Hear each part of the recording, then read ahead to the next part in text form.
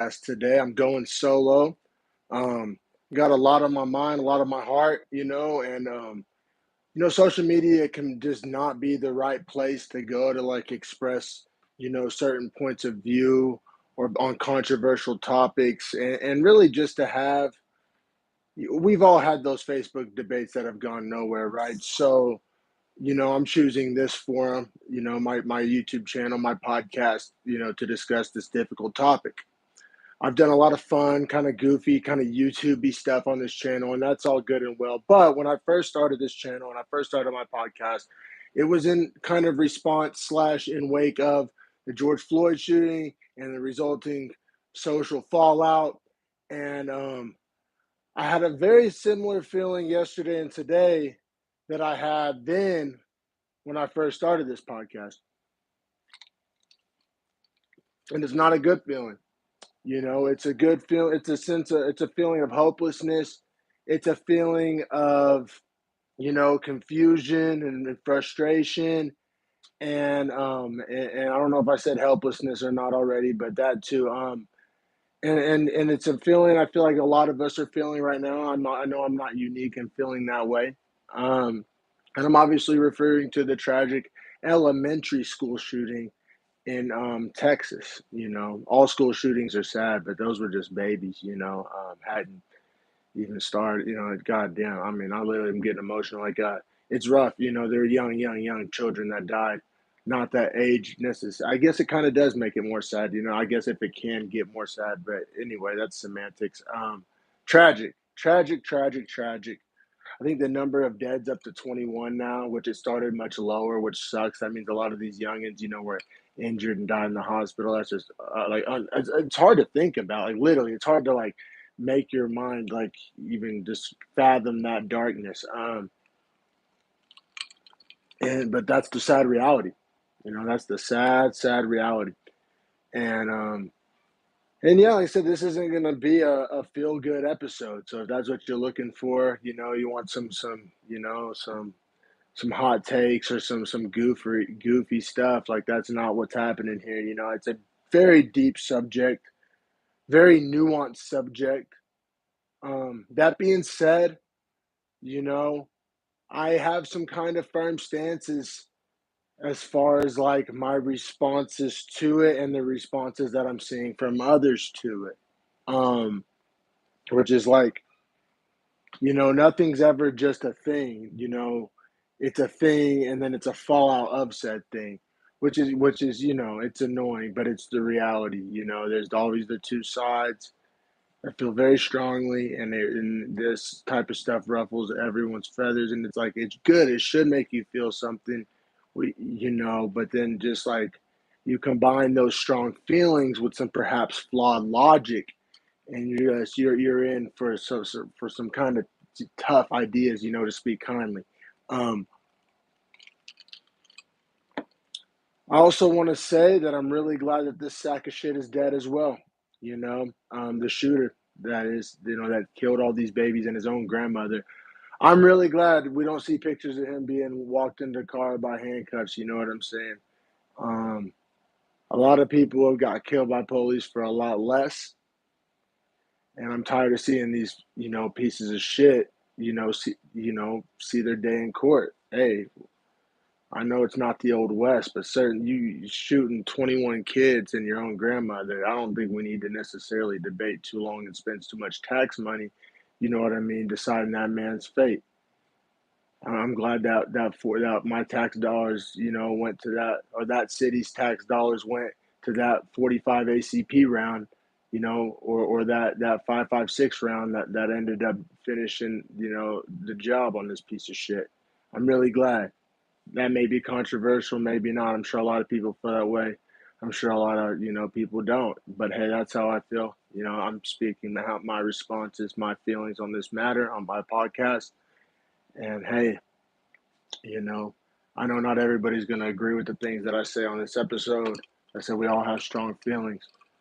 But I do feel, and I guess that's the thing, right? Everyone feels like their logic's sound, but I don't know if that's true. Like how many people really kind of fact check their own logic. I know I like to think I do. And, So that's I really feel like, you know, what the things I'm gonna say aren't necessarily knee-jerk reactions. They're pretty well thought out, like, they're feelings that I've had for a while, but that doesn't mean that I'm, like, set in my ways, that I'm just being stubborn.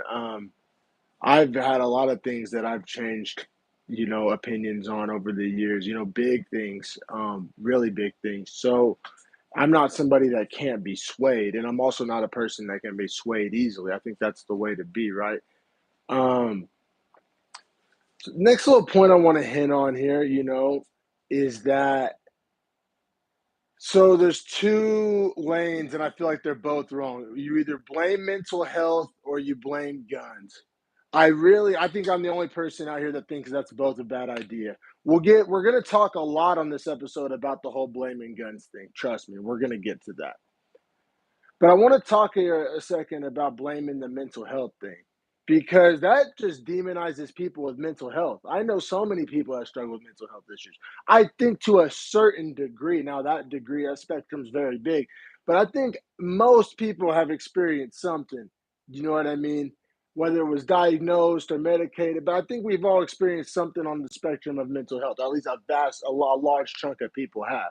I don't think everybody's ever had, an infinite undefeated streak of good weeks and good performances and good headspaces. I think we all have ups and downs, peaks and valleys. I think that's fair to say. And so just saying like, oh, mental health's the problem here, like I just think like there's so many people. The same argument that many make and that I'm probably about to make is that how many people have guns and don't shoot up elementary schools. The same exact thing can be said for people with mental health issues, like there's so many people that struggle with mental health issues that ain't doing horrendous things. So like I think like it's so bad that we have this binary narrative in which I personally believe that both sides are wrong. Like it's you can't blame mental health, you can't blame guns. So Dominic, what do you blame? And some people may scoff at this, laugh at this, you know, hey, I think that, evil does exist in the world. And keep in mind, I'm not a religious man. So you may be kind of trying to juxtapose, how do you believe in evil, but you're not religious? Well, like, I mean, evil people exist, right? I don't believe that like, it's an evil spirit or an evil demon. I'm talking about evil people because unfortunately, I think I met a couple of evil people. They 100% exist.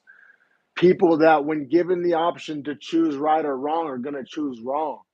And you give them the choice to choose something really wrong, they're going to choose to do something really wrong. Those people exist.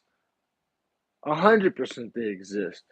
And you can't just say that's mental health. A lot of these people are geniuses, much less, mental health. Like they're, like, just being a sociopath, mental health. I mean, maybe I'm no expert. I don't, I'm not a psychiatrist here, but I'm just saying, like, it's not always like mental health. That's just like a weird scapegoating, and it also casts such a wide net. Like ADHD is mental health. Like, are we blaming that for mass shootings? You know what I'm saying? Like depression's mental health. So, like it's a weird umbrella term to use. Just like, oh, mental health is the cause for mass shootings. Like that's just a gross, oversimplification and just the wrong scapegoat.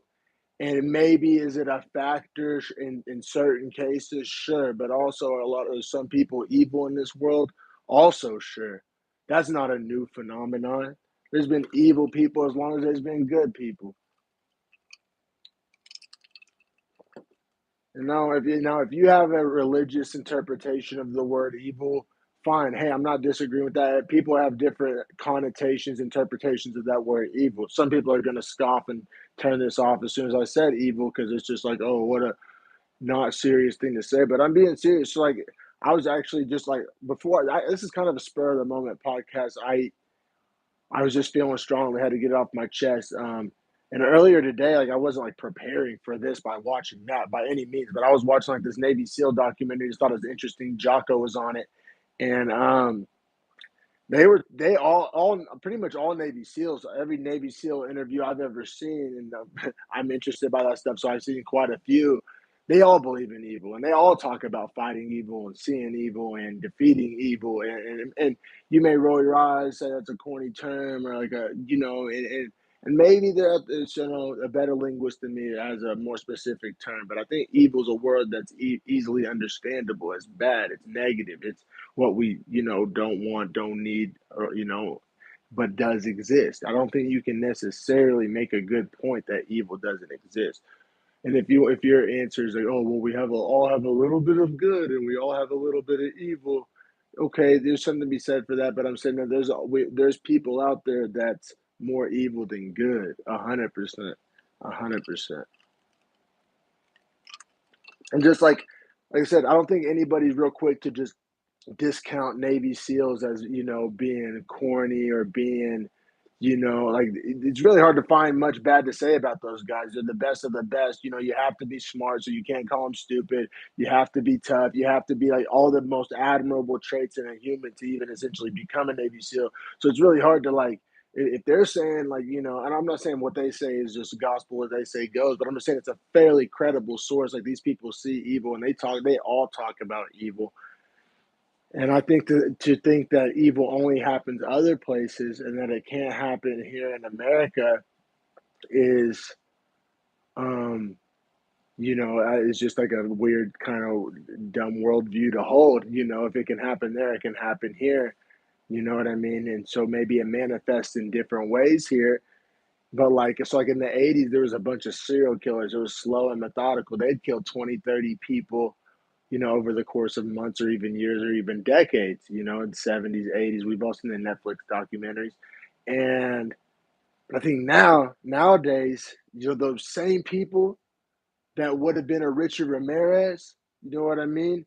It's the microwave generation, right? We want our shit now. We want our shit delivered to us. We want instant gratification. So instead of these same type of people that have existed that in the 70s and 80s manifested themselves as serial killers, I think today is a more instant gratification generation. And I'm talking about my own generation here and the younger and a few years older, but it's we all want shit now. So I think them same people that would have gone on to be a Jeffrey Dahmer, all the famous serial killers, they're doing the instant gratification version, which is essentially a mass shooting. You know, I that's a theory. Is there a way to prove that? No, I don't believe so. But I don't hear too many other people talking about that. So I wanted to do on this episode, give my perspective on it. I really do feel like I have something different to say, something different to offer, opposed to the binary kind of traditional narrative on this subject. Um, so I did want to talk about that. Like I think blaming mental health is avoiding saying the word evil, but it's also blaming the wrong segment of folks. You know what I mean? Who hasn't struggled with mental health? I just think that's too broad a stroke term. Evil is also a broad stroke term, but I think it's a more accurate broad stroke. I think it's because right, we're not talking about somebody doing something that is just crazy. I guess it's just verbal semantics. You can call it crazy, but I think more crazy than it's evil is what it is. Killing 21 children. What I think saying it's crazy or saying that it's meant. I think that's just letting it off way too lightly. Killing 21 children is not evil. Like crazy something like a little out there. That's not a little out there. That's just completely down the pit of darkness. You know what I mean? That's as evil gets. So, and like I said, I'm not even like a superstitious person, a religious person, and I'm coming to using this word evil. So I don't think we should necessarily just write that off in part because, and this is what I'm getting at here is, well, because we all want a solution, right? I don't think anybody's cool with this shit continuing to happen, but I think it's just like, have you ever had an injury misdiagnosed? If you have the injury misdiagnosed, then the doctor is going to prescribe the wrong treatment or the wrong drugs, and it's not going to help. You could potentially make it worse. And I feel like that's what we're, on the doorstep of doing here in our reactions to this. They So yeah, just blaming mental health. I think we got to just address, like, if you miss, if mental health is the scapegoat here, or guns is the scapegoat here, then I think the real culprit, is still at large. And you can't fix it if you don't diagnose it. And I guess you can't fix evil. But we'll get to my, so what's my response, Dom? You've said a whole lot of things. This ain't it. This ain't it. That ain't it. So is what would I do? And what would I do? And I think it's honestly quite simple. And it's just like security. Turn soft targets into hard targets. And you can say, "Oh, well, we shouldn't even have to," and I would 100% agree with you. 100% I'd agree with you that we shouldn't have to, but we obviously have to. So that's kind of just like a mute point, a pointless waste of time to go down that road of, "Oh, well, we shouldn't have to." Well, yeah, no, agreed, but that's what's the point? That's just a waste of breath. That being said, so what? Yeah, like armed guards at schools. Yeah, yeah, yes, that, because that's obviously what's needed. You know what I mean? Like these things ain't happening at banks, typically speaking. I know there's always, you could cherry pick, find a case out there. These things ain't happening at banks. They're not happening at police departments. They're not happening, I mean, at places where they're heavily armed. You know what I mean? When's the last time there was a mass shooting at like a big gun store? You know what I mean? It's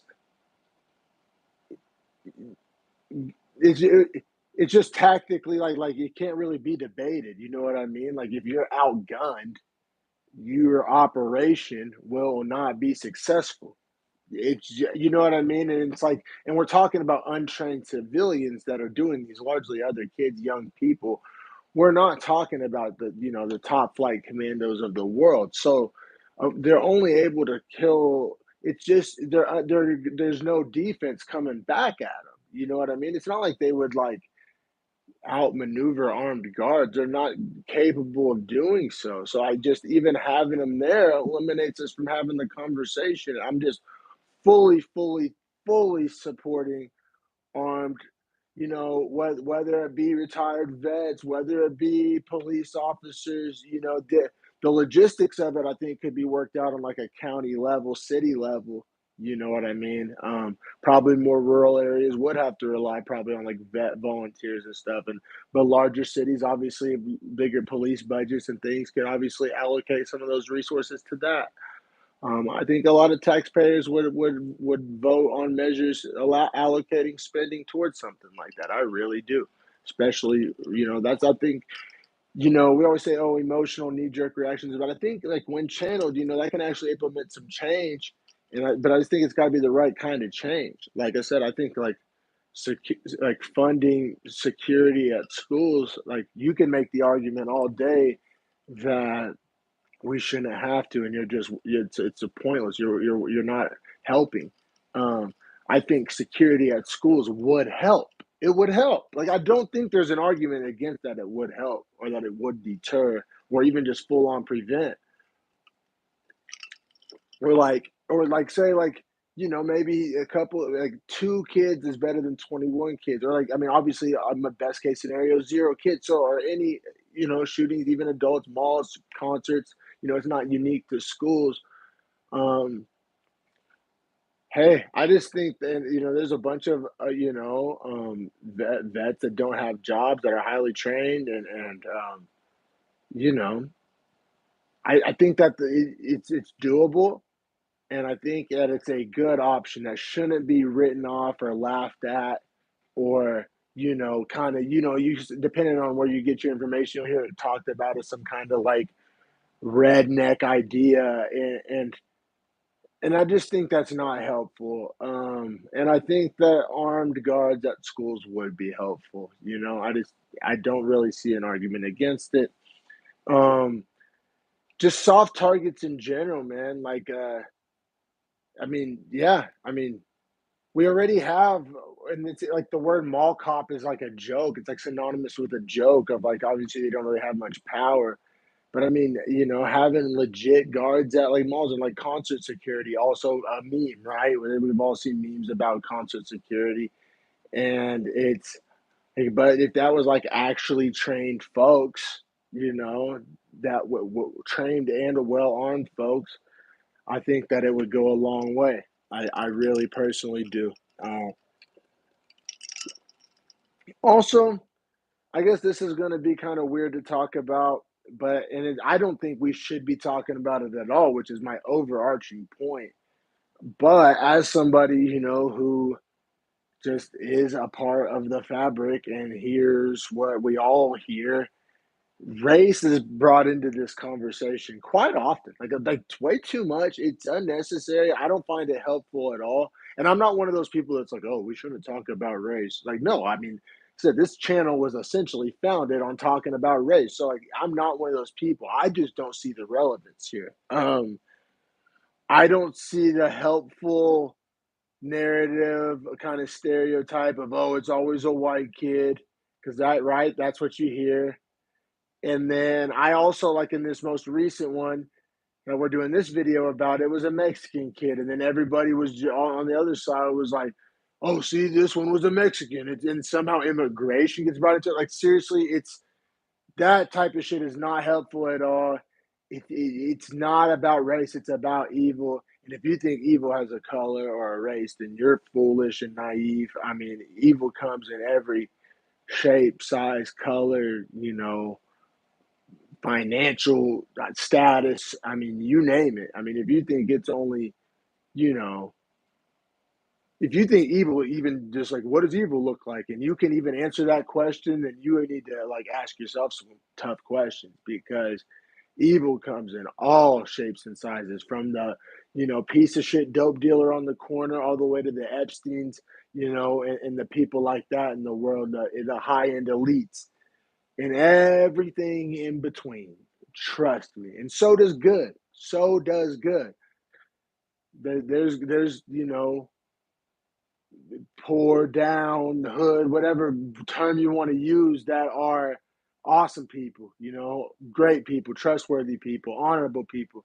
And there's super rich people that like do a lot of good, and are trustworthy and good people as well.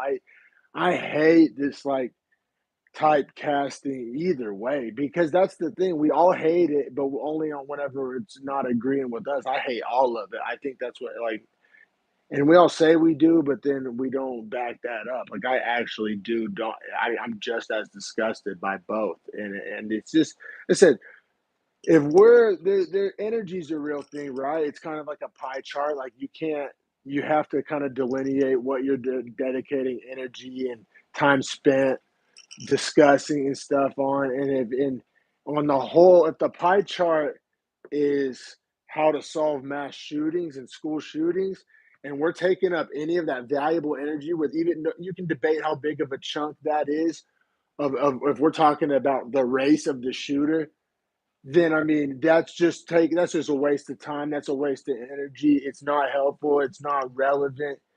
I mean, because it's just, and that's another thing. Oh, you got to stop it before it happens. You can't. Like, a lot of these shooters are so young. They don't have backgrounds. They don't have, dirty history, dirty laundry. Some of them do. Some of them do, but a lot of them don't.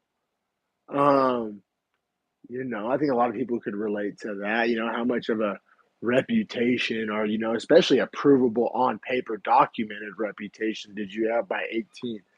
I mean, I guess different people have different answers to that, but I think the vast majority of people, you know, by 18, it's kind of the start of your slate. So it's kind of therefore clean, because you start with a clean slate. So, I mean, not many people have like a muckied up reputation or legal record or anything, or credit history or anything at 18, because it literally just started. Which, and I say 18 because that was the age of the shooter.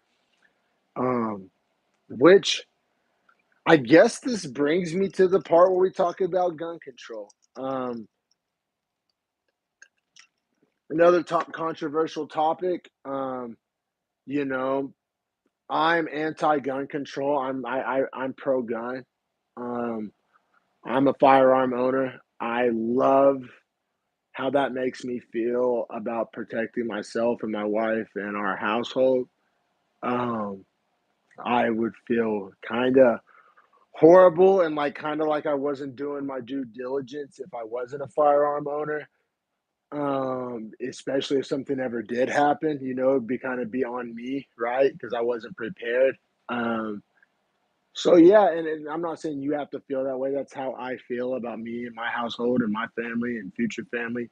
I would like to, give myself the best chance in a worst case scenario. The same reason why when you're on a boat fishing or, having a beer, you're wearing a life jacket, not because you plan on sinking a boat that day, but just in case the worst case scenario happens, you don't die, right? I mean, the same reason why when you drive to work, you wear your seatbelt, not that you plan on crashing, it's in case you do, right? I mean, it's not a foreign concept. And that's how I view my firearm as a safety measure. And I think vast majority of firearm owners in this country would speak similarly. And I mean, and different people have guns for different reasons. There's collectors, there's sportsmen, and then there's people like me, who I mean, I haven't been to the range in years. I don't hunt at all. I have my firearms just in case, and that's what I feel like a lot of people would probably relate to that. And all right, why do we have guns in America and other places don't? Because we have in our Constitution and guarantees us the right to bear arms, and it even says shall not be infringed. I mean that's pretty black and white. I hate when people act like it's so nuanced and hard to interpret and understand. Like, not really. Like they actually kind of added that extra part to make it plain and clear and cut and dry. I mean, to me, that's one of the easier ones to understand. Um, I think trying to pretend otherwise is just kind of like, in the words of the wise Hank Hill, lawyer ball. Like you're just kind of trying to speak around and make an argument against. And I mean, it's BS, Also, so I've lived in Oklahoma, which has super loose gun laws, and I've also lived in the Bay Area of California, which has some of the strictest gun laws. Let me tell you how much safer you'd feel walking down the street of Norman, Oklahoma at midnight than you would walking down the street of San Francisco. The place where you can't have a gun is the place where you need one. In the place where you can have a gun, you'd be just fine without one. And I don't think that's a coincidence. Oh, that's anecdotal. Oh, sure, that's anecdotal.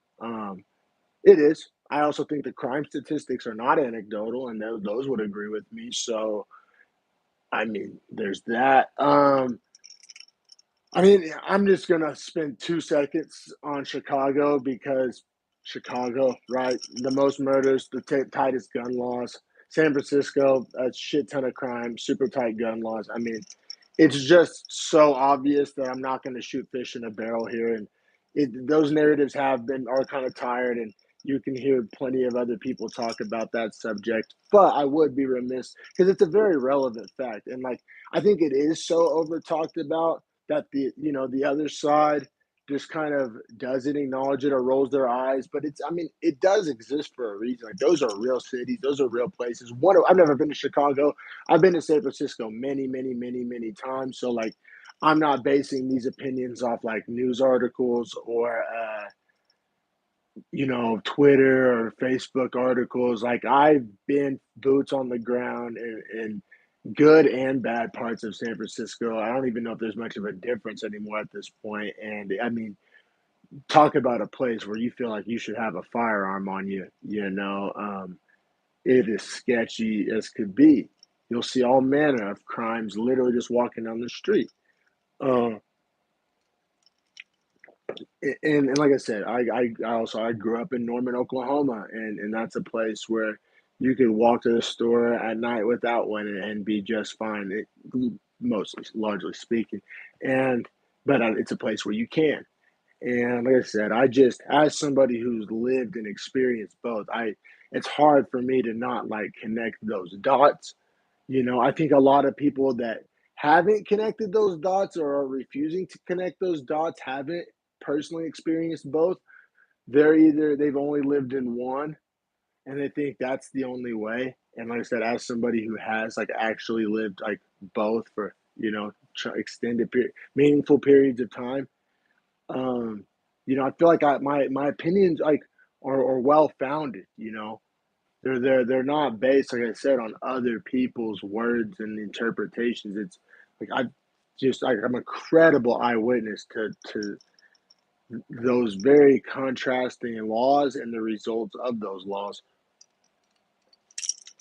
And it's just like the same group of people that were against the war on drugs because they knew that those laws didn't make things better, they actually made them worse. Fail to just apply that very same logic to their views on gun laws. It's very strange phenomenon, and it's not the only time that they're guilty of that. Seems to be a recurring theme lately, and like just to be so blatantly contradictory and selective of when to apply certain ideology and logic is just so weird to me.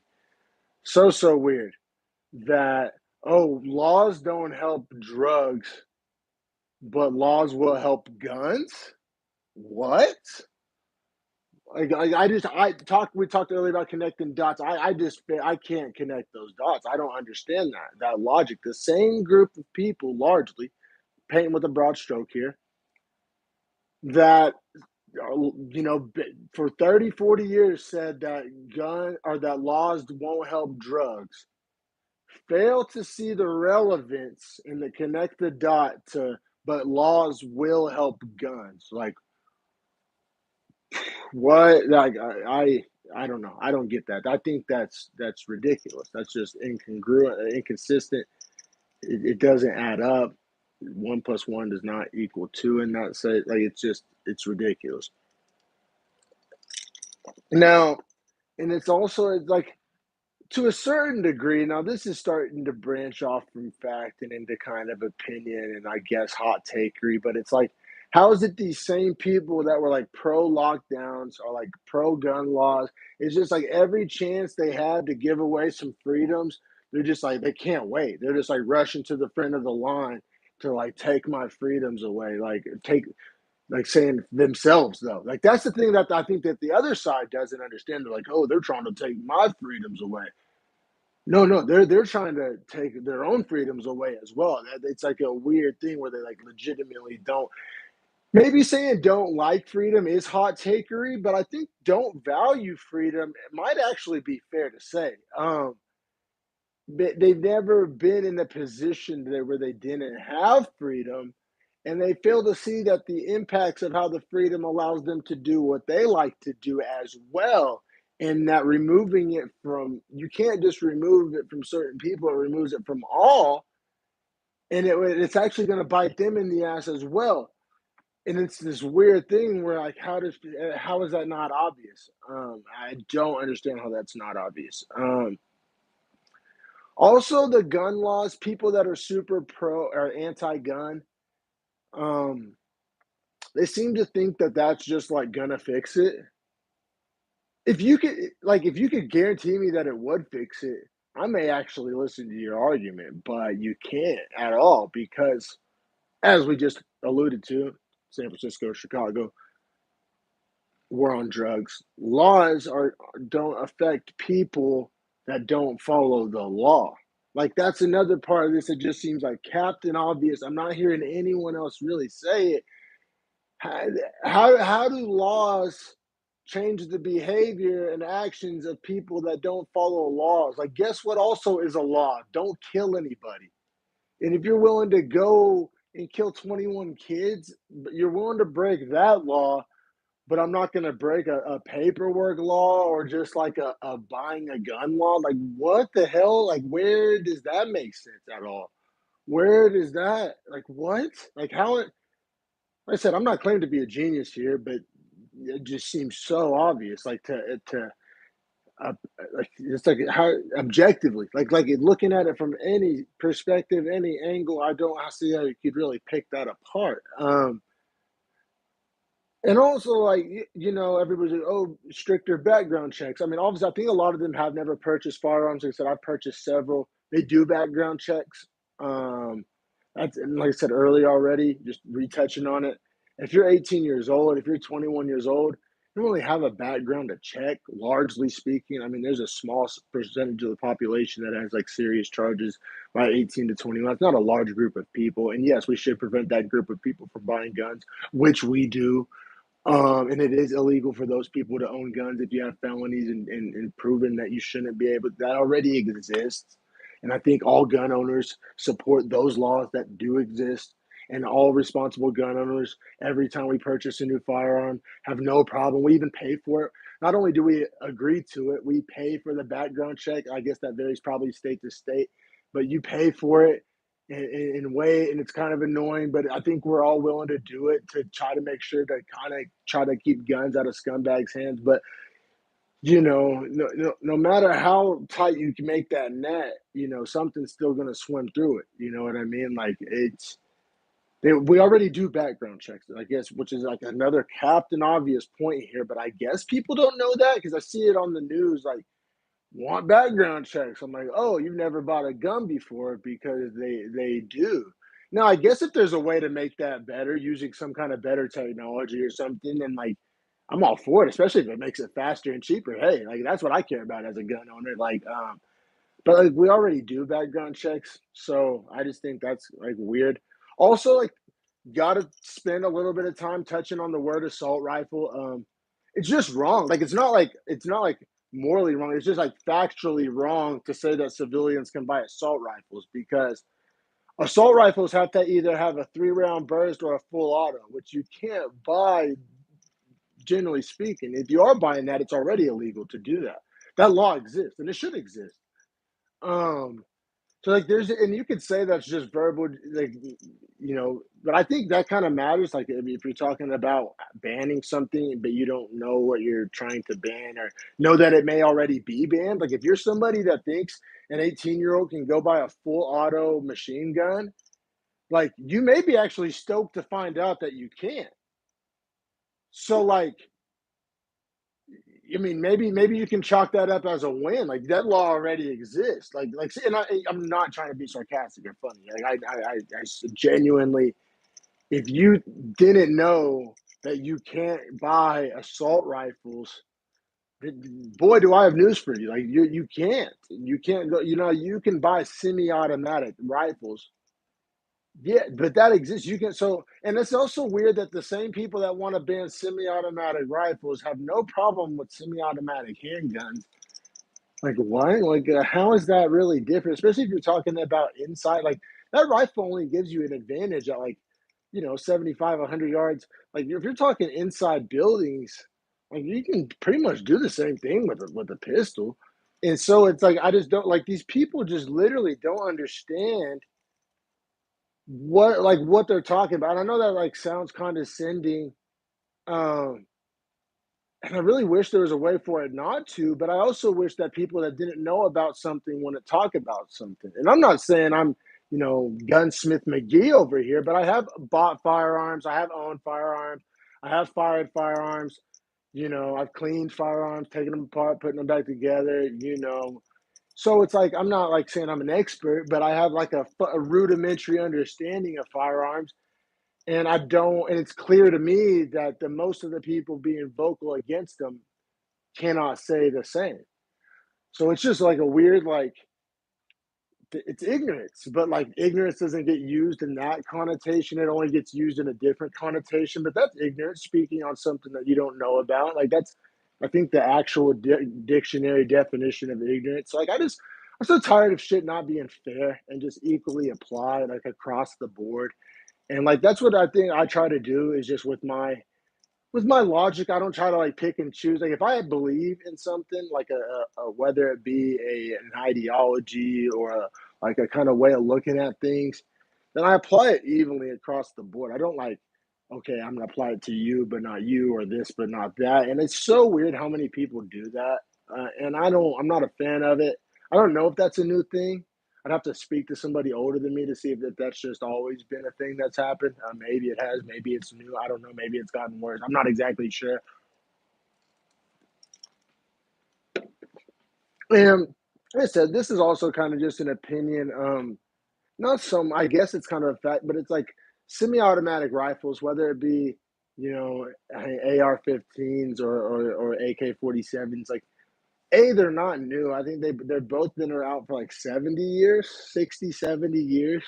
So they're not new. They're kind of just like a standard weapon, and they're also not like some overly devastating firepower either. It's just kind of like a normal weapon.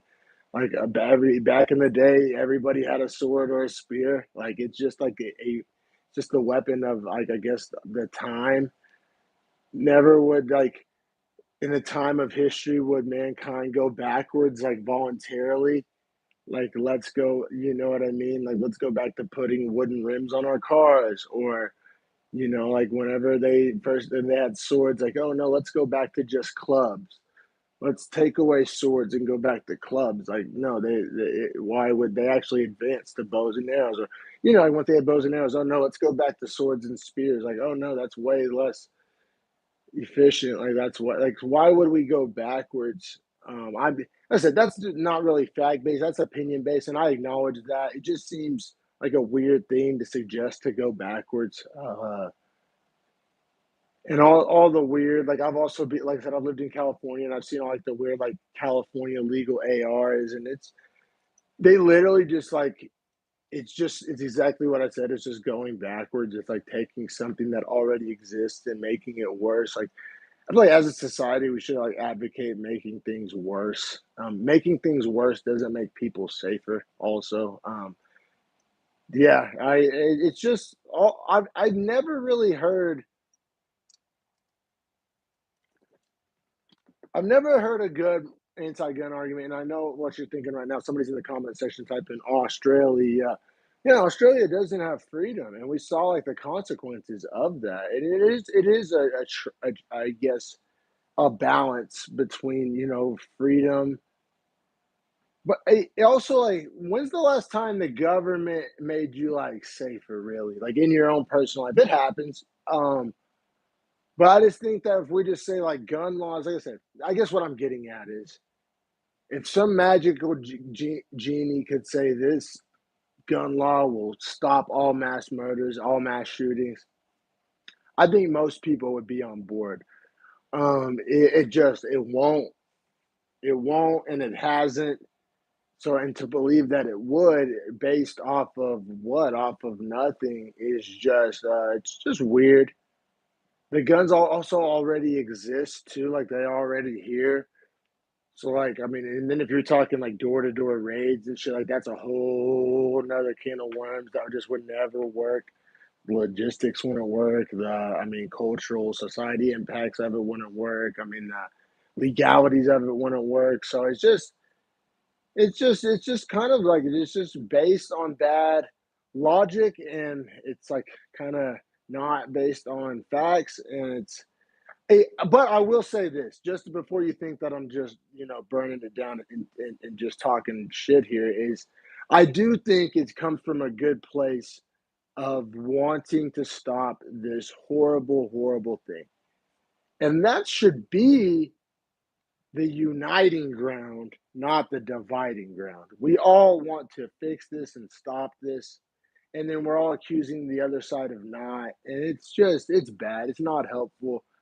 And I know, like, there are some statements that I made on this that are, like, I guess, divisive, but just like I just gave you credit for, and I said it's coming from a good place, even though I disagree with you.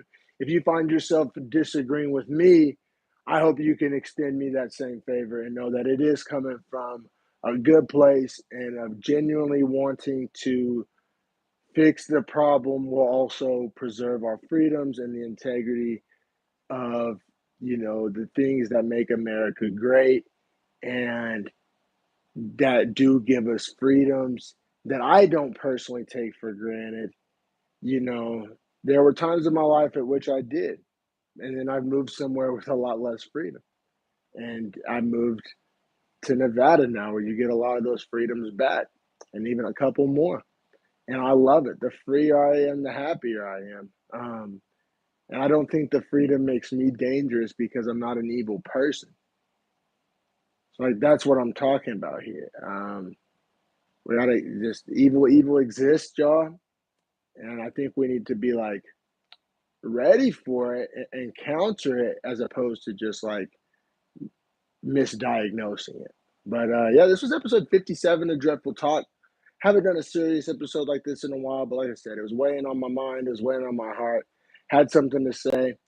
You can like and subscribe. Like I said, this isn't generally the type of content you'll find on this channel, but whenever the time comes that I feel like I need to speak on something, I'll be doing it right here on this channel. Thanks for watching, everybody. Stay safe out there.